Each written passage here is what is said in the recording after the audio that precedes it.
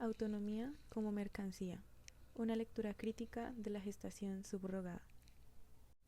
¿Qué pasa cuando la creación de una vida se convierte en una transacción? La gestación subrogada, donde una mujer lleva un hijo para otra persona, es un fenómeno cultural que mezcla tecnología, mercado y emociones. Soy Isabela Lemus y usaré la teoría crítica para analizar la subrogación, centrándome en la siguiente contradicción: la autonomía como mercancía. ¿Es posible hablar de libertad en un sistema que comercia con cuerpos? ¿Y qué implicaciones emocionales y sociales emergen cuando el útero se alquila y la vida se terceriza? Elegí este tema de la gestación subrogada porque, más allá de los titulares y debates que he visto, revela preguntas estructurales sobre el cuerpo, la autonomía y el poder. Me interesa cómo el capitalismo transforma incluso la capacidad de gestar en una fuente de lucro. Como estudiante de sociología interesada en género, me pregunto: ¿puede una mujer elegir libremente ser gestante en un mundo atravesado por desigualdades económicas, raciales y de género? ¿Qué hay detrás del lenguaje del empoderamiento que promueven estas prácticas? Este fenómeno me obliga a pensar en las promesas rotas del liberalismo, los costos emocionales invisibles y las posibilidades de imaginar algo diferente. La gestación subrogada implica que una mujer lleva en su vientre un hijo concebido por fertilización in vitro, generalmente sin vínculo genético. Es una industria global multimillonaria con mercados activos en países como Estados Unidos, India, Ucrania y demás. El costo puede llegar hasta $150,000, pero las gestantes, a menudo mujeres pobres, reciben entre $10,000 y $60,000. Las agencias prometen libertad, solidaridad e incluso familias felices, pero estas gestantes, mujeres en situaciones precarias, enfrentan contratos restrictivos, como qué comer, qué hacer y cómo sentir. Psicológicamente deben desvincularse del bebé desde el primer momento.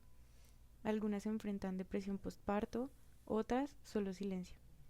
Los padres intencionales viven ansiedad, los niños preguntas de identidad en un futuro.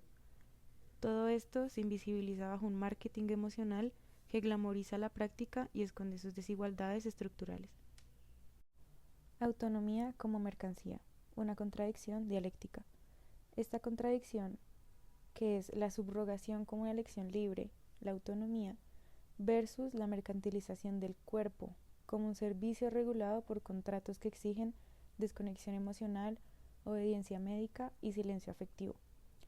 Esta es una manifestación clara de la dialéctica social, donde los ideales liberales de libertad individual chocan con las lógicas del capital.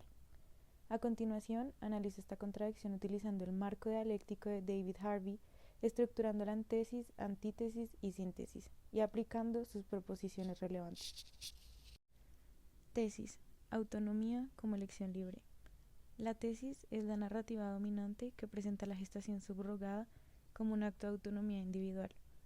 Las mujeres eligen libremente ser gestantes, ya sea por altruismo o por motivos económicos.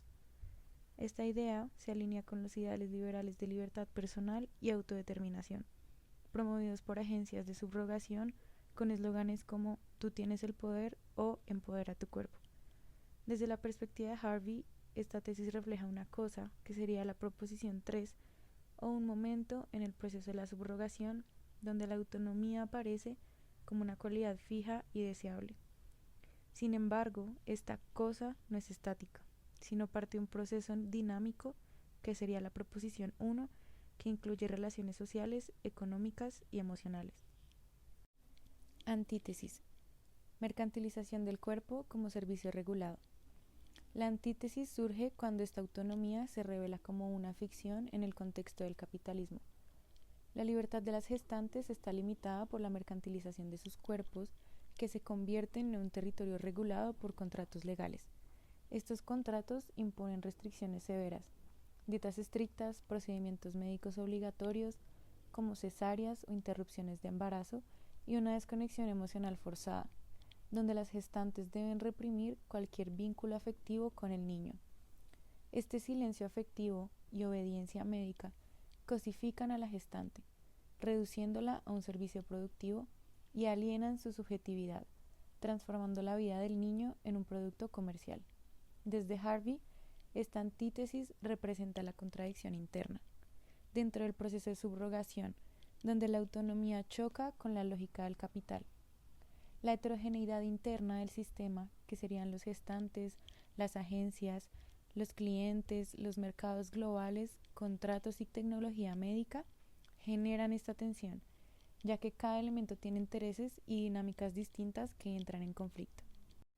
El choque entre la tesis, que es la autonomía, y la antítesis, que es la mercantilización, es, como lo dije en la contradicción, una expresión de la dialéctica social.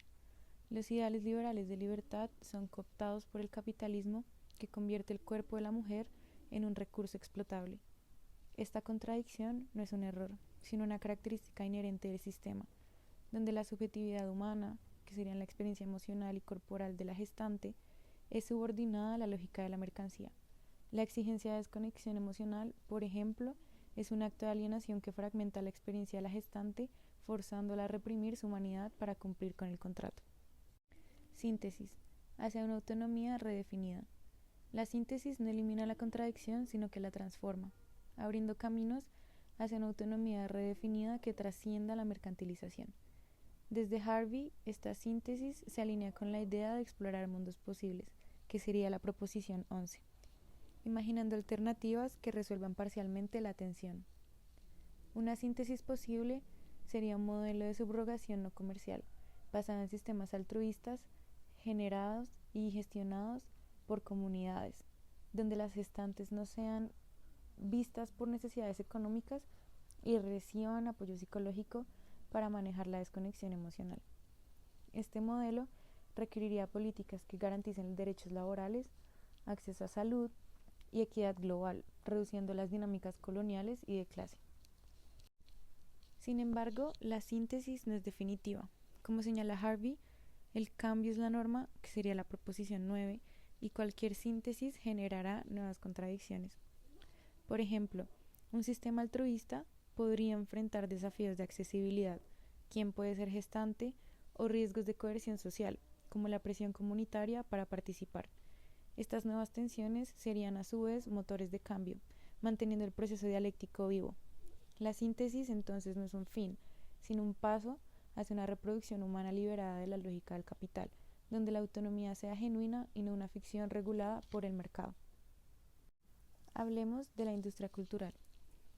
En el caso de la gestación subrogada, la industria cultural opera al convertir la reproducción humana, un acto personal y biológico, en un producto estandarizado, regulado por contratos y narrativas mediáticas que ocultan su explotación. Aquí, la estandarización se manifiesta en cómo las agencias y los medios presentan la reproducción como servicio uniforme, desprovisto de su complejidad emocional y ética. Los anuncios usan imágenes repetitivas como familias felices, bebés sonrientes, gestantes sonriendo, y los eslóganes que ya dije, que simplifican el proceso a una transacción comercial. Estas experiencias de las gestantes, los padres y los niños, promoviendo la idea de la subrogación, es una solución perfecta para la infertilidad. Esta estandarización no solo afecta a la percepción pública, sino también el proceso mismo. Estos contratos son la línea de producción. La gestante se convierte en un engranaje en esta maquinaria, su cuerpo regulado para garantizar un producto que cumpla con las expectativas del cliente. Como señala Adorno, esta estandarización sustituye la espontaneidad por la planificación, eliminando la capacidad de la gestante para experimentar su embarazo de manera auténtica. La reificación, un concepto marxista adoptado por Adorno, describe cómo las relaciones humanas se transforman en relaciones entre objetos. En la subrogación, la gestante es cosificada. Su cuerpo se convierte en un medio de producción valorado solo por su capacidad de gestar un niño. Los contratos que detallan cada aspecto de su cuerpo, desde lo que come hasta cómo da luz, la reducen a un objeto contractual, despojándola de subjetividad. Y por último, la alienación, otro concepto marxista central en Adorno, ocurre cuando los individuos son separados de su trabajo, su humanidad o sus relaciones. En la subrogación, las gestantes son alienadas de su labor reproductivo. El embarazo, el proceso profundamente humano, se reduce a la transacción contractual. La exigencia de desconexión emocional aliena a la gestante de su experiencia corporal y afectiva, forzándola a reprimir instintos naturales para cumplir con su rol de proveedora de servicios. Como lo diría Adorno, la alienación convierte al sujeto en un objeto de su propia actividad. Para concluir y cerrar, la gestación subrogada nos confronta con una contradicción profunda. La autonomía, presentada como libertad individual, se desmorona bajo la mercantilización del cuerpo. Las gestantes, cosificadas por contratos y alienadas por la desconexión emocional, enfrentan depresión y pérdida, mientras el mercado transforma la vida en un producto. Desde Adorno y Horkheimer vemos cómo la industria cultural estandariza la reproducción, ocultando explotación con narrativas de felicidad. Y en la dialéctica de Harvey, esta tensión es un proceso vivo impulsado por contradicciones internas y heterogeneidad que nos reta a imaginar un cambio.